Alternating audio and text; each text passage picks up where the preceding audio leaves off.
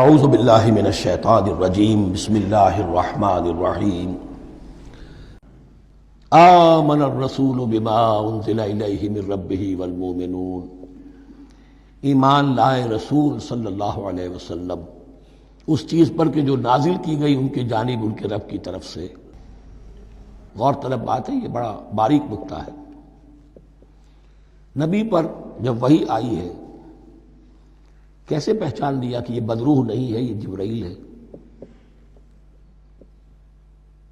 آخر کوئی اشتباہ بھی تو ہو سکتا تھا، پہلا تجربہ تھا۔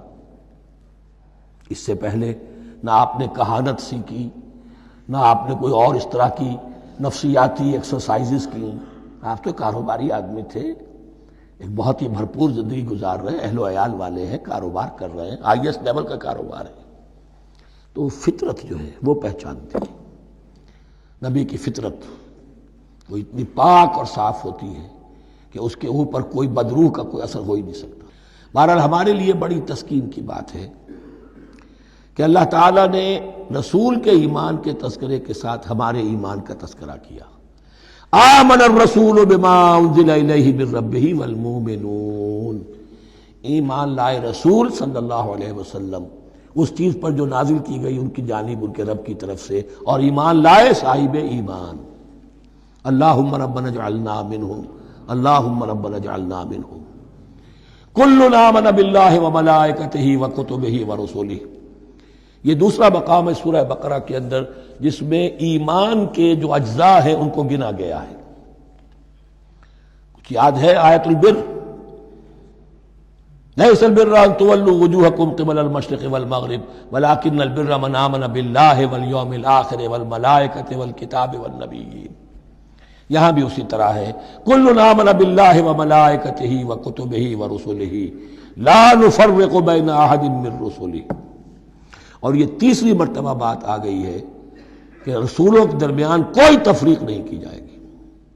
کہاں؟ پہلے تو آیا تھا 16ویں رکوع میں، لا نفرق بین احد منہم ونحن له مسلمون، اور اس سے بھی پہلے آیا تھا والذین یؤمنون بما انزل الیک وما انزل من قبلک، وہ لوگ جو ایمان رکھتے ہیں اس پر بھی جو ہے نبی آپ پر نازل کیا گیا اور اس پر بھی جو آپ سے پہلے نازل کیا گیا۔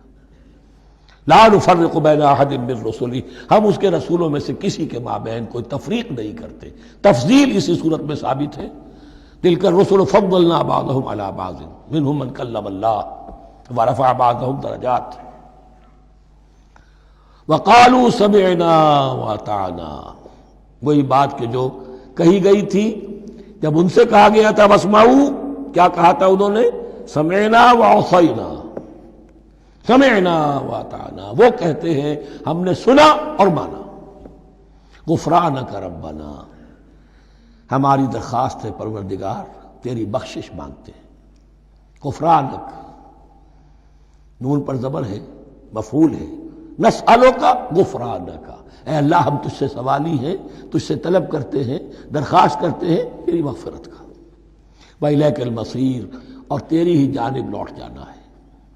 یہاں پر وہ ایمان بالآخرہ بھی آ گیا جو یہاں اوپر نہیں آسان۔ آمن باللہ وملائکتہ وکتبہ ورسلہ، پھر رسولوں کے ضمن میں لا نفرق بین احد من رسلہ، لیکن اس کے بعد وإلیک المصیر، مغفرت اور اللہ کی طرف ہی لوٹ جانا ہے ہمارا، اس میں ایمان بالآخرہ آ گیا۔